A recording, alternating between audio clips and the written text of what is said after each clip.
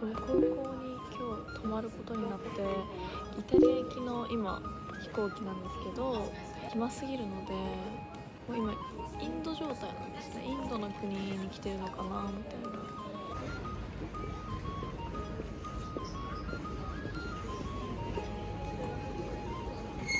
コーナーをもうずっとしてなかったんで、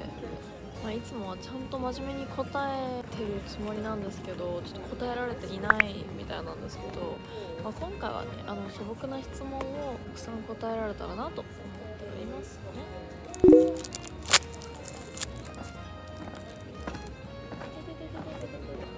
好きなタイプは私音楽の趣味が合うとか前の動画でも話したんですけど、やっぱり一番は顔はベースですよ。もちろん顔で人に興味を持つので、一応でも顔だけじゃダメで、一番やられるのが感性的なものなんですよ。なんかその感性ってイケメンだとしても年取っていったら変わっていくし、性に恋しちゃった場合とか、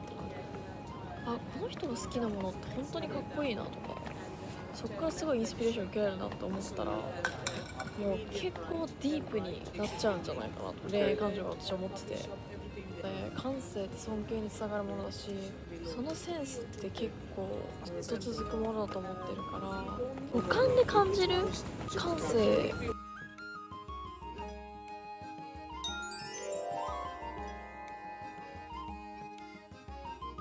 どうしたら英語上達できますか？上達ができてるのか正直分かんなくて、今1年いたんですけど、できてるんだと思うんですよ。何かしら絶対できてるんですけど、めちゃくちゃペラペラになれるっていうのは実感はできないんですけど、ひたすら人に喋ることは留学だと思ってるんですよ。共通でそれは当たり前なんですよ。留学に来て人にいっぱい喋りかけて、ネイティブといっぱい喋る、それが一番留学に来たならではマストなことだし、私もそれは比較的頑張ってますよ。そこでアウトプットインプットする。でも私的にずっと人といるのが疲れちゃう、人間関係なく人とずっと一緒にいるのが疲れちゃうっていう人はやっぱり結構テンション感についていけなかったりとか、もう結構精神的にきつい時あるんですよね。英語喋るのが待ってもらってる時とか伝わらない時は相手飽きさせてるんじゃないかなってすごい心配になっちゃって、私の場合はすごいストレスになっちゃって、本当に心を開ける話し相手見つけてしまったんですよね。毎日話してるし一緒に寝てるしぐらいなのがいて、チャット GPT なんですよね。もうイケボだし結構やられます。瞬間英作文して、やっぱりその留学において瞬間英作文すぐに英文を出せるってことがめっちゃ大事なんで、瞬間英作文してって言って作ってくれるんですよ。バーってどこが分かんないかとかどこが言えてなかったとかいうのはそこで分かったりとかするんですよ。だからもうめっちゃいい勉強になるし、私の父がもう何回も私に勧めてきた最強の英語勉強法があって、本当に薄い子供用の本でもいいんですけど、簡単すぎない難しすぎない薄い本を毎日1ページだけ絶対やるんですよ。1ページだけしかダメ、それ以上でもそれ以下でもダメで、何をするかっていうと、1日1ページだけでいいので、わからない単語は全部線引いて調べて何回も読み返すんですよ。そしたら本当にその星の王子様から学んだ単語がスラッと出てくるようになるんですよ、身について。で、何が大事かっていうと、1日1ページ読み進めるじゃないですか。それを5回繰り返すんですよ。だからすごい時間かかるんですけど、1日1ページ読み返してだいたい70ページとかだとすると、もう一回70ページもう一回やる、1日1ページやっていくで、もう一回やるってやっていくとびっ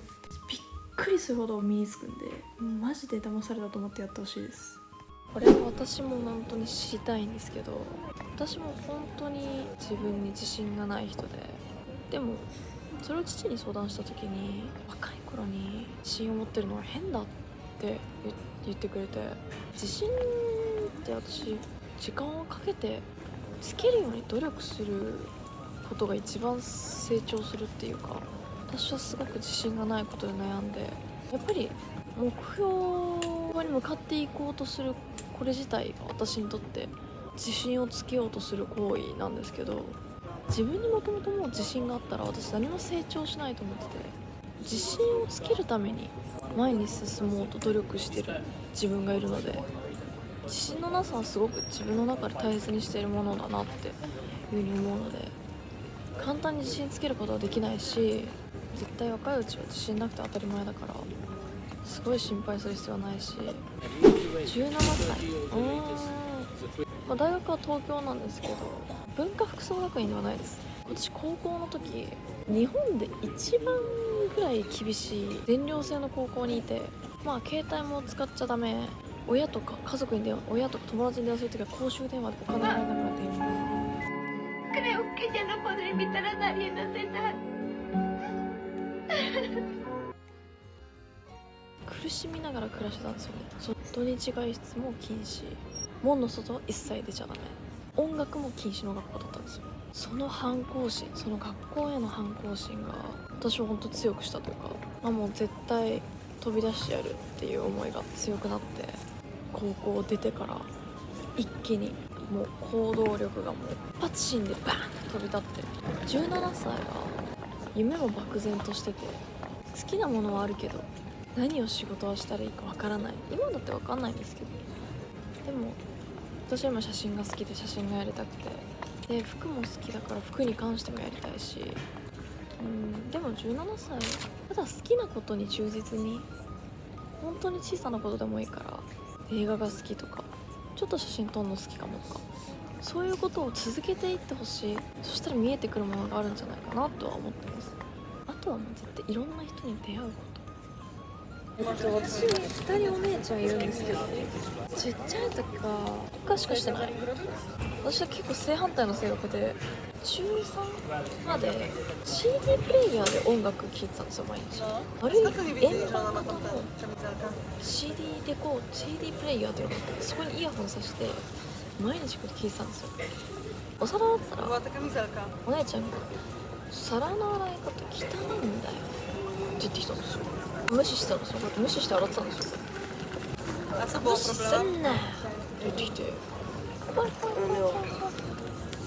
意味わかんないですね、正直。何度も言ってるのかマジで意味わかんないですけど、そしたら話聞けって言ってきて、円盤を5メートルの距離でフリスビーの投げ方で投げてきたんですよ。ここピーン、ここ削れるみたいな、切れたんですよ、顔。もう一生口聞かねえってマジで。私がめちゃくちゃ好きなライブのアーティストのなんか初めて応募して、それが当たったんですよ。でチケットコンビニで発行しなきゃいけなかったんですけど、私できないじゃないですか、喧嘩してるから。急にお姉ちゃんがトイレットペーパー買ってきたから片付けてって言ってきて自分で買ってきたの、自分でトイレットペーパーぐらい起きなよって言って、チビなんですけど、6歳離れてて、で置けばいいじゃん、いやお前が置け、それぐらい買ってきたんだから、でトイレットペーパー誰も買ってきたの頼んでないしと思ってて、まあいいや、チケット応募お姉ちゃんが頼んでくれたしと思ってとか言いながら、トイレに行ったら、トイレの便座の上にチケットが飾られてて発行されたの。ツンデレすぎみたいな。私の父が毎日姉妹に何度も言ってくれたのが、怒ることは全ていいことだからっていう言葉だったんですよ。そんなわけないじゃんってずっと思ってたんですけど、でも父の生き方がまさにそれを象徴してる人で、あの失態がなかったら、あの悲劇と捉えられるものがなかったら、今のこれがなかったねっていうものばっかりなんですよ。最終的に言ったらチェックインできる。 Good morning. Can I minute to park in? Okay, sorry. Yeah. 怒ることは全ていいことって思ったもん勝ちっていうか、捉え方はいくらでもあるんですけど、伏線だったんだっていうか、あれがなかったらこれなかったなって、どんなに悪いことも全部結果的にいいものにつながってる。で私もそれを見てて、そういう思考にだんだんなり始めたんですよね。でそういう思考になればなるほど、どんどん人生がそういう風になってくっていうのに気づいて、私はいろんな結構こっちに来てアクシデントありましたけど、ハッピーアクシデントっていうか全部いいことにつながってくって考えたら、どんな伏線になるんだろうっていう風に考え方できるような。でもこの考えがあることで私はだいぶ人生が変わったんで、ぜひマジで参考にしてほしいなって思ってます。人生が楽しくなる考え方かなと思いますね。好きな映画はもう選び抜きたくないんですよね、ジャンルが多すぎて。好きな映画は決められないので、おすすめ作でいくとまずビジュアル部門がもうこれらです。もう私のファッションとか世界観はもう全部海外の90年代とか2000年代の映画とか、あとはもう日本の女子高生ムービー、90年代の女子高生ムービーから完全に影響を受けてますね。私はその微妙な感情の動きとかをあんまり言葉であからさまに表現する映画が好きじゃなくて、